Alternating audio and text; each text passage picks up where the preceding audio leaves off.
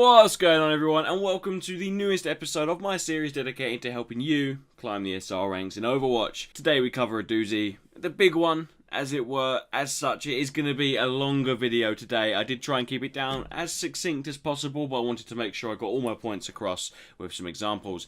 The big one today is Team Comp. Short for Team Composition, comp is the general term for the heroes that your team and the enemy team have picked. That's not it though, obviously, otherwise I wouldn't be making a whole video dedicated to it. There are good comps, there are bad comps, and there are the completely out there comps that shouldn't work, but occasionally do.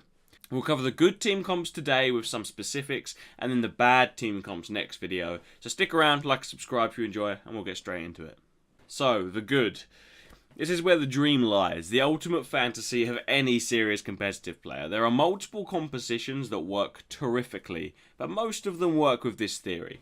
2 healers, 2 tanks, and 2 DPS. I'm gonna repeat that. 2 healers, 2 tanks, and 2 DPS. For those of you who maybe didn't catch or retain that info, you know who you are.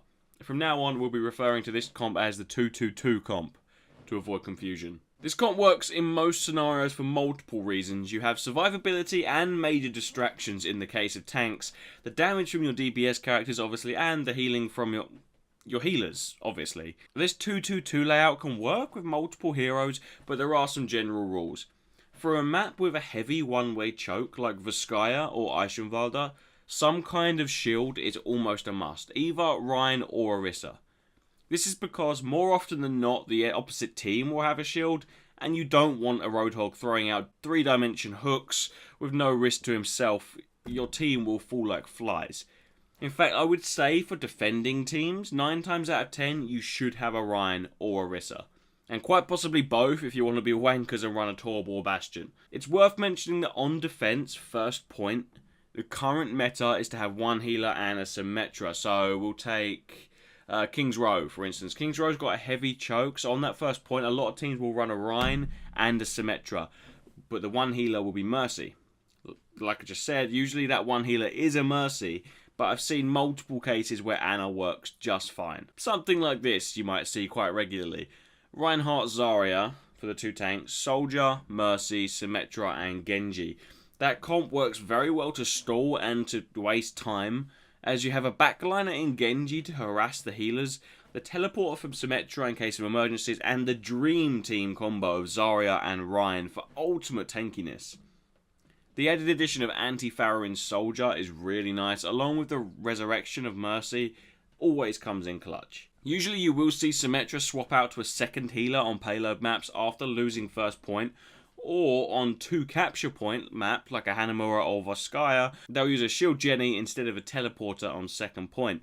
On King of the Hill, don't run Symmetra unless you're hardcore into your meme strats. On attack though, the 2-2-2 variant of composition is much more flexible, especially dive comps. Up in higher tiers, dive comps work extremely well, almost to the point of unbeatable in the right hands. A dive comp is exactly what the name suggests. It relies on shock tactics and panic inducement to dive the enemy team at once. It generally hinges on every single member of your team being competent in their roles though, so bear that in mind. The standard dive comp that you'll see is Zarya Winston, Genji Tracer, Lucio Mercy. Essentially, Zarya is there to make Winston and Genji even more of an annoyance than they already are, and her insane pick potential is just crazy, while allowing the Genji and the Tracer and the Winston to feed her own charge levels while they're in battle. Mercy is there because Mercy is an absolute must in any team comp these days, and Lucio is there for the area healing, as dive comping teams should always be sticking together. In this team comp, Tracer is the main damage dealer, as she can basically one-burst any healer and DPS character when used correctly. But also because her Pulse Mine ultimate synergizes amazingly well with Zarya's Graviton Surge, making the best wombo combo in my opinion. A good Graviton Surge and a good Pulse Mine can mean a 4 or 5 man kill. That's a standard layout for a dive comp, but frankly, it's a very flexible idea. The general idea is to have 2 DPS characters that can move quickly and change position on demand, 1 tank that can get in and out as need be, such as Winston or D.Va, a Mercy, and whatever second healer takes your fancy. The only must for a dive comp is to have a Zarya. Generally, it won't work without one because the lack of clutch protection from her shields. In terms of the second healer, anything can work in a dive comp. Ana is a great addition because of her pick potential and her insane grenade. Zenyatta can be valuable because of his Discord debuff obviously, and he does output a lot of damage. And Lucio is obviously useful for his speed boost and being a general pain in the arse. Where DPS is concerned, Sombra, Tracer, PHARAH and Genji are probably the ones that work best in a dive comp, but a good soldier or Reaper can be devastating in a diving team in my honest opinion.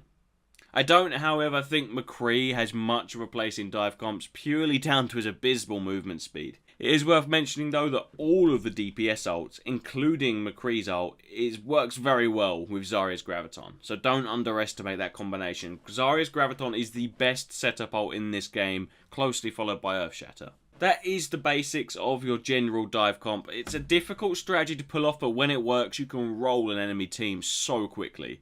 I've done it multiple times on King of the Hill where we've just won 3-0 because they can't cope with the constant onslaught of damage coming from my team. I haven't had as much luck with it on payload because, you know, stally comps these days, but we'll get to those in a minute.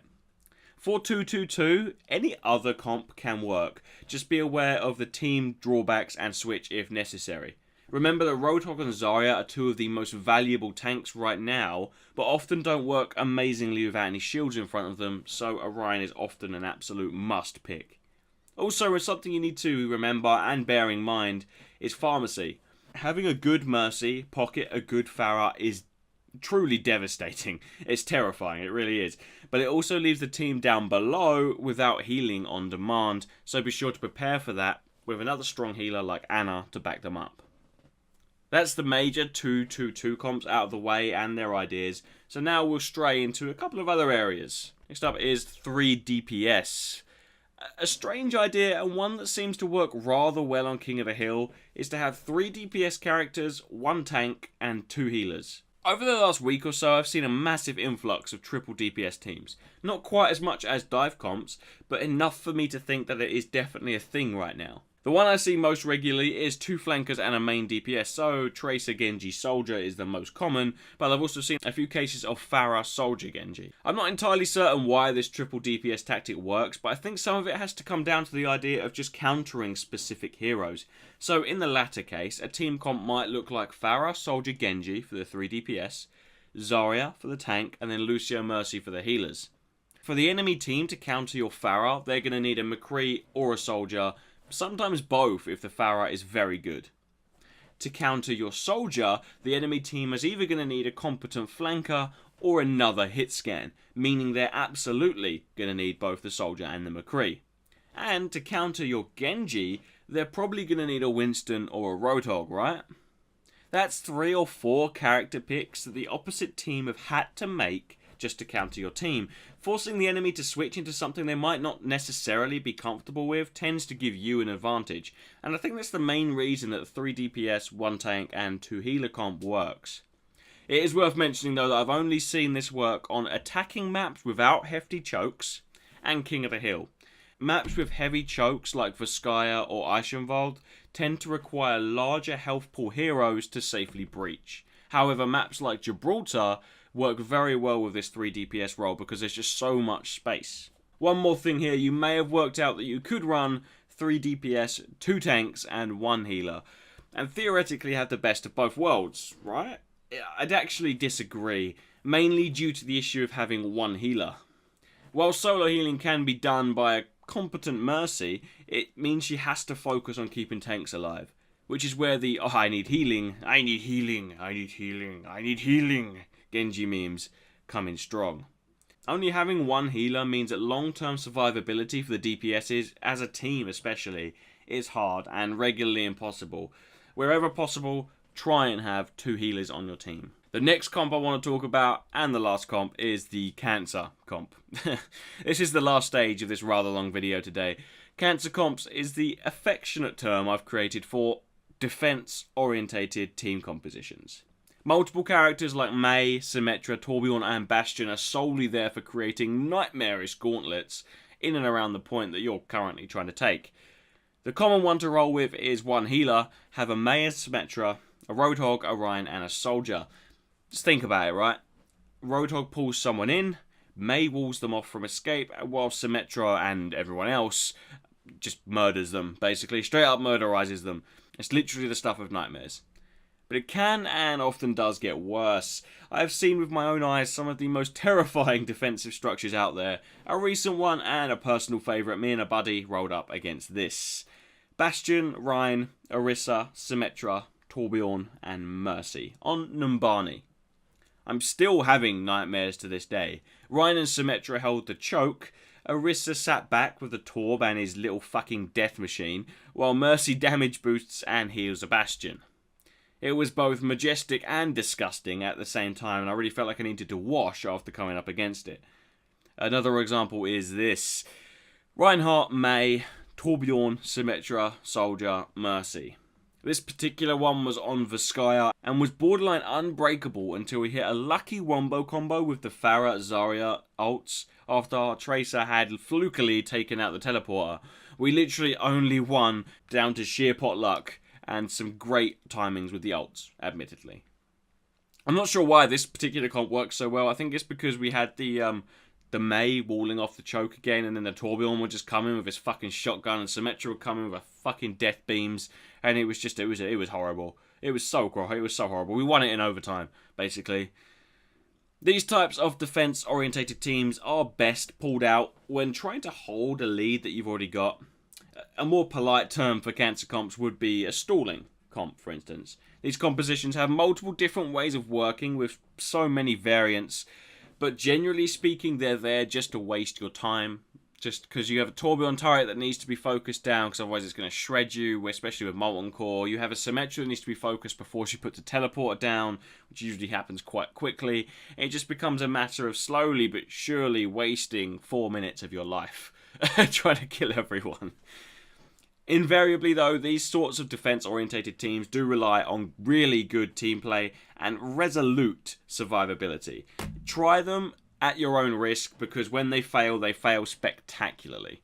The cancer comp one's the last one in this video though today, guys. Hopefully you've enjoyed this brief look into good team comps. I could have made this video 2 hours long, quite frankly, because I could have talked about what characters work best on what maps, what team comps counter other team comps best, what characters you need to pick to counter other team comps, best team comps for defense, attack, king of the hill, and 2-point CP, best ways of stalling. I really could have gone on for hours and hours, but I decided against it, and this video is currently at about 15 minutes long, I think, by the time I'm done editing.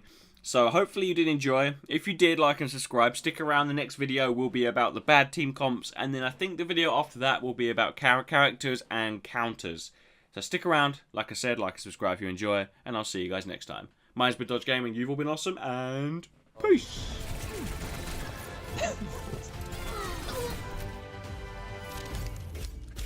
Sometimes I'm not sure why I even bother. Just to yourself. She looked at me and this is what she said. Oh, there ain't no rest for the wicked. Money don't grow.